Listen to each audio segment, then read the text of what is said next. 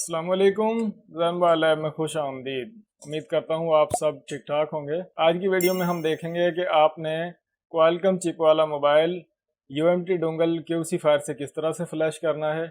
तो आइए देख, ये जो मोबाइल है लिनोवो मेरे पास, इसको मैंने फुल फ्लैश करना है, मुकम्मल फाइल राइट करनी है। तो ये मैंने क्यूसी फायर का यूएमटी का सेटअप ओपन किया है। तो इसमें हम देखेंगे कि ये जो फ्लैशर है, फ्लैशर में आपने ये जो सिंगल प्रोग्राम और मल्टी प्रोग्राम, तो सिंगल प्रोग्राम जो है इसको आपने बाय डिफ़ॉल्ट जिस तरह सेलेक्ट है आपने इसको सेलेक्ट रखना है, और ये जो प्रोग्राम लिखा हुआ है इस पर आपने क्लिक करना है। तो ये जो बॉक्स का ये जो बटन बना हुआ है ये हाईलाइट हो जाएगा, इस पर आपने क्लिक करना है।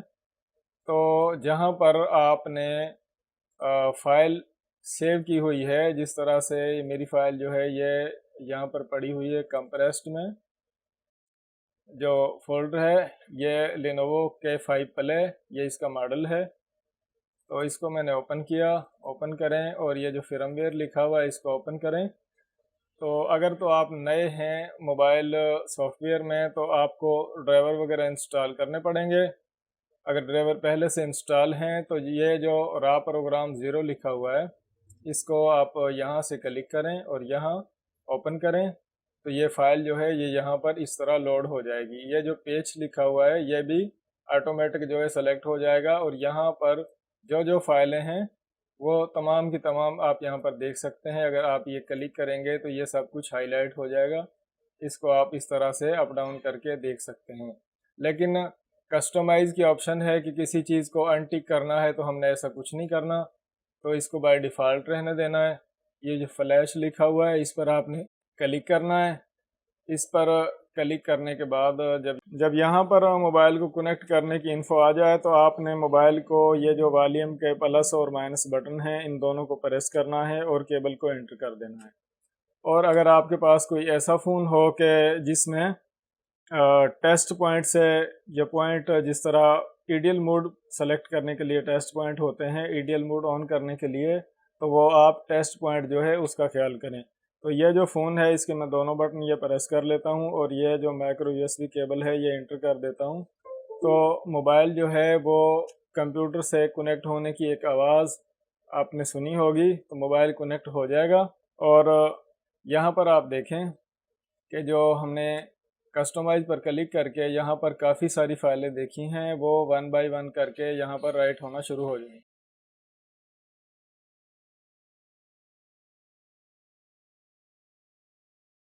तो आप ये देखें कि ये फाइलें जो हैं ये 1 बाय 1 करके यहाँ पर राइट हो रही हैं। तो जब सॉफ्टवेयर आप राइट करें तो साथ साथ ये भी देखें कि फ़ाइलें जो हैं वो 100% राइट हो रही हैं, कोई एरर वगैरह तो नहीं आ रहा। तो अभी तक तो जितनी भी फाइलें राइट हुई हैं उनके आगे डन लिखा हुआ है और हर फाइल 100% तक हो रही है, किसी फाइल में कोई एरर नहीं है, कोई मसला नहीं है। तो ये जो सिस्टम है इस मोबाइल में, जो मेन फाइल होती है वो सिस्टम वाली फाइल जो है वो राइट हो रही है। ये जो इमेज लिखा आ रहा है यहाँ पर, ये जो इमेज लिखा यहाँ पर आ रहा है, तो इमेज जो होती है ये फ़ाइल की एक्सटेंशन होती है। जिस तरह अगर तस्वीर की फ़ाइल हो तो उस पर जेपीजी लिखा होता है। तो आप देखें कि सिस्टम की फ़ाइलें कंप्लीट हुई, उसके बाद यूज़र डेटा फ़ाइलें राइट हुई, और अब आप ये देखें कि रीसेट एफआरपी लॉक वगैरह, और ये मुकम्मल जो है मोबाइल फ्लैश होने के साथ साथ रीसेट भी हो चुका है। तो अब ये जो मोबाइल है ये बाय डिफ़ॉल्ट यहाँ पर आ गया है। इसका मैंने पावर बटन प्रेस किया तो अब ये थोड़ी देर में ऑन हो जाएगा। जैसा कि मोबाइल फ्लैशिंग वाले और अनलॉकिंग वाले सब के सब जानते हैं कि जब भी मोबाइल को फॉर्मेट किया जाता है, रीसेट किया जाता है या फ्लैश किया जाता है तो फर्स्ट टाइम मोबाइल ऑन होने में चंद मिनट भी ले जाता है। आपने टेंशन नहीं लेनी बिल्कुल भी, मोबाइल जो है वो थोड़ी देर में ऑन हो जाएगा। तो जैसे ही मोबाइल ऑन होगा तो इससे आगे इसकी जो सेटिंग है, जो भी मसला है वो चेक करेंगे। तो आपने देखा कि कुछ टाइम के बाद मोबाइल जो है वो ऑन हो चुका है। तो आप जो लैंग्वेज जानते हो यहाँ पर इंग्लिश लिखा हुआ है, इसकी यहाँ से आप सेटिंग कर लें। अगर इसमें अब यहाँ से बाय डिफ़ॉल्ट जो है इसकी सेटिंग है, तो हम अमूमन जिस तरह जब भी मोबाइल फ़्लैश करते हैं या अनलॉक करते हैं तो सेटिंग करते हैं। वीडियो जो है वो काफ़ी लंबी हो चुकी है। अगर आपको कुछ क्वालकॉम मोबाइल फ़्लैश करने में समझ ना आया हो तो ज़रूर कमेंट करें। अपना ख्याल करें। अल्लाह हाफ़िज़।